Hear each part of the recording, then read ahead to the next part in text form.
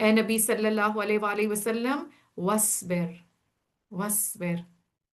تو آپ صلی اللہ علیہ وآلہ وسلم کو تو کہا جا رہا ہے، لیکن آپ دیکھیں کہ پورا دورہ قرآن مکمل ہونے پر آخری آخری جو اسٹرانگ میسیجز اور ریمائنڈرز ہیں اس میں پھر بار بار دیکھیں، سٹارٹ میں بھی یہی تھا، مڈ میں بھی صبر تھا، اور آخر میں جا کے اور زیادہ شدت سے یہ پیغام اور میسج کیا ہے کہ وصبر، فصبر۔ اور یہاں پر بھی وصبر لحکم ربک، صبر کیجئے اپنے رب کا فیصلہ آنے تک، تم ہماری نگاہ میں ہو، تم جب اٹھو تو اپنے رب کی حمد کے ساتھ اس کی تسبیح کرو، رات کو بھی اس کی تسبیح کیا کرو، اور ستارے جب پلٹتے ہیں اس وقت بھی۔ تو یہاں سے یہ بھی بتایا جاتا ہے کہ اس میں اشارہ ہے فجر کی نماز کی طرف، یعنی سنتیں بھی اور فرض کی طرف بھی، اور ساتھ ہی ساتھ تسبیحات کی طرف بھی۔ اب آپ دیکھیں یہاں پہ پھر صبر کے لیے صبر کے ساتھ تسبیح کا کہا گیا۔ تو اگر اپنے اندر قوت نہیں پاتے صبر کرنے کی، اور آپ کو لگتا ہے کہ ابھی بھی جتنا صبر کرنا چاہیے میں ویسے صبر نہیں کر پا رہی، یا میرے اندر وہ صبر نہیں پیدا ہو رہا، تو بار بار قرآن ہمیں وہ راستہ اور وہ ترکیب بتا رہا ہے، اور وہ کیا ہے؟ تسبیحات، اور اوقات بھی بتا رہا ہے۔ تو قرآن کی کوئی بات بھی نا ایکسٹرا نہیں ہے، بلا وجہ نہیں ہے، اس میں ہر بات میں چھپے ہوئے راز ہیں۔ تو اگر یہ جو صبح شام کی بات آتی ہے، یہ کچھ اوقات کی پابندی کے ساتھ آتی ہے، اس کا یہ مطلب ہے جس طرح آپ دیکھیں آپ اینٹی بایوٹک لیتے ہیں نا، تو وہ آپ کو کیا کہتے ہیں؟ اب یہ ہو سکتا ہے کہ آپ نے اگر 3 اینٹی بایوٹکس ایک دن میں لینی ہے، تو آپ کو ڈاکٹر کہتے ہیں بس دن میں 3 لینی ہے، جب آپ کا دل کرے لے لیں۔ اس کے لیے ٹائمنگز ہوتے ہیں نا، 8 آورلی آپ کو لینی پڑتی ہے، اور اگر اس میں کمی بیشی ہو جائے تو کیا ہوتا ہے؟ وہ کورس آپ پورا نہیں کر سکتے، اس کا وہ ایفیکٹ نہیں ہوتا۔ تو اسی طریقے سے 5 وقت کی جب ہمیں نمازوں کا کہا گیا، ہمیں یہ نہیں کہا گیا کہ اپنی مرضی سے کرو بس 5 پوری کرنی ہے، جب دل چاہے گنتی پوری کرو، اور اس کے پیچھے پھر پوری ایک سائنس ہے۔ بس یہ اللہ تعالیٰ جتنی جتنی بصیرت دیتے ہیں نا، اللہ کے راز کھلتے چلے جاتے ہیں، اور انسان ان چیزوں کو ایکسپلور کرتا چلا جاتا ہے۔ تو میرا جینا میرا مرنا میں جہاں پہ اس کی ڈیٹیل بتائی گئی ہے کہ انہی 5 اوقات میں کیوں کہا گیا، اور ان 5 اوقات میں کائنات میں جو شفٹ ہوتی ہے اس کی کیا انرجی ہوتی ہے، اور جب ہم اس حالت میں نماز پڑھتے ہیں اس کا ہم پہ کیا ایفیکٹ پڑتا ہے۔ تو جیسے ہمیں پتہ ہے کہ ہم جسم اور روح کی کمبینیشن کے ساتھ ہیں، تو جو جسم ہے اس کی تو ہمیں نیڈز کا دنیا میں رہتے ہوئے پتہ چلتا ہے، بٹ روح کی سٹرینتھ اور ویکنس اور اس کو ہم نے کس طریقے سے صحت مند رکھنا ہے اور اسٹرانگ کرنا ہے، وہ ہم ڈپینڈنٹ ہے اللہ سبحانہ تعالیٰ کے اوپر کہ وہ ہمیں بتائے ہم نے کیا کرنا ہے۔ اور اس نے جو دینی احکامات جتنے ہمیں دیے نا،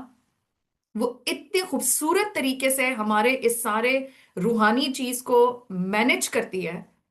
لیکن ہمیں اس کا شعور نہیں ہوتا۔ تو یہ 5 وقت کی نماز، سال میں ایک دفعہ رمضان کے روزے، اور پھر اس میں کیا حکمت ہے، یہ سحری اور افطاری کے جو اوقات ہیں، اگین ان کا بھی ایک اپنا امپیکٹ ہے پورے ہمارے ڈائجسٹو سسٹم کے اوپر، یعنی یہ جو روح اور پھر جسم کا جو کنیکشن ہے، جو چیزیں ہم روح کے لیے کر رہے ہوتے ہیں وہ جسمانی طور پہ ہم پہ کیسے امپیکٹ کرتی ہیں، اور جو جسم کے لیے کر رہے ہوتے ہیں ان کا روح پہ کیا اثر ہوتا ہے۔ تو یہ بہت خوبصورت کمبینیشن ہے، لیکن یہ جیسے جیسے پردے ہٹتے ہیں حکمتیں پتہ چلتی ہیں، آپ پھر سمجھ میں آتی ہے سبحان اللہ۔ تو یہ کوئی بھی چیز اللہ تعالیٰ نے جو قرآن میں بتائی ہے وہ ایکسٹرا نہیں ہے۔ تو جہاں پہ آپ کو تسبیحات کا نظر آئے، آپ پہلے تو یہ دیکھیں کہ یہ کس موقع کے لیے کہا گیا۔ اب یہاں پہ یہ لنکڈ، پہلے بھی ہم نے پڑھا صبر کے ساتھ ہے، یہاں پہ بھی پڑھا صبر کے ساتھ ہے۔ تو صبر کرنے کے لیے، اور صبر اگین بہت ڈفرینٹ کنڈیشنز میں ڈفرینٹ شکلوں میں آتا ہے، ٹھیک ہے، کہ کبھی کبھی آپ نے نیکی پر استقامت کے لیے آپ کو صبر چاہیے،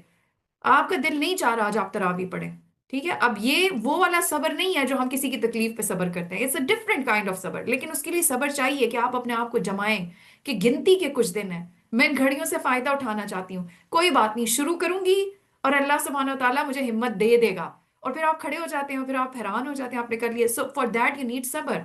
کوئی برا کام ہے، اب ہم نے سورۃ الحجرات پڑھ لی، پتہ چل گیا، ہم نے اپنی زبان سے لوگوں کو تکلیف اور اذیت نہیں دینی، اور ہم نے کنٹرول کرنا ہے، اس کے لیے صبر چاہیے۔ اب یہ صبر اس سے ڈیفرنٹ ہے جو ہم تکلیف اور پریشانی میں صبر کر رہے ہوتے ہیں، but again for this we need صبر، کہ ہم اس برے کام کو چھوڑ دیں، ہم اس گناہ کو چھوڑ دیں جو ہمیں پتہ چل گیا کہ ہماری آخرت کو خراب کرنے والا ہے۔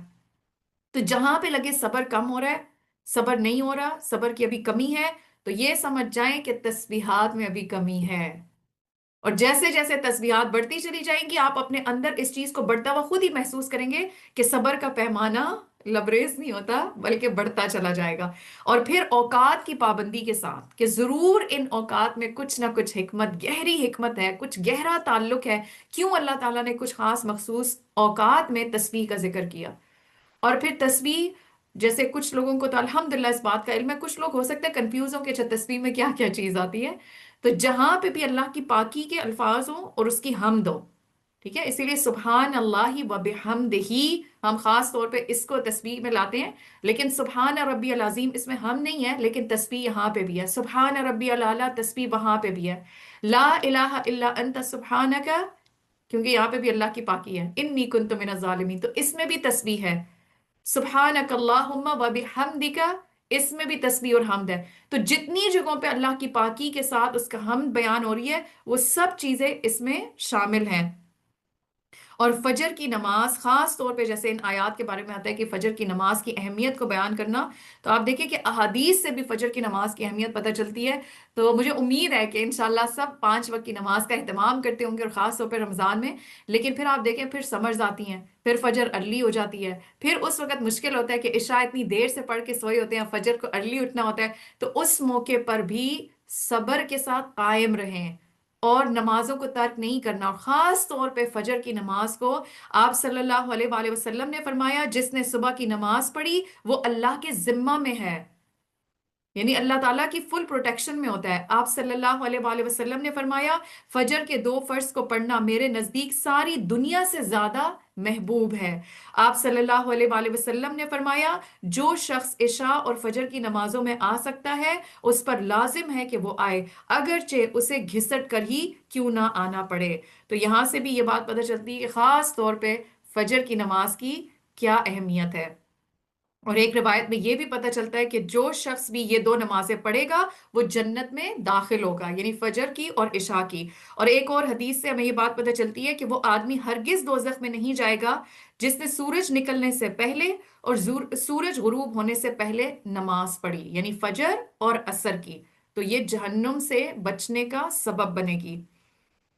آپ صلی اللہ علیہ وآلہ وسلم نے فرمایا ان نمازوں میں سستی نہ کرو اگر تم اللہ کا دیدار کرنا چاہتے ہو، اس طرح کہ جس طرح تم 14ویں کے چاند کو دیکھتے ہو، اور تمہیں دھکم پیل کا بھی واسطہ نہیں پڑے گا۔ تو اللہ کے دیدار کے لیے بھی ضروری ہے کہ انسان اپنی ان نمازوں کی پابندی کرے۔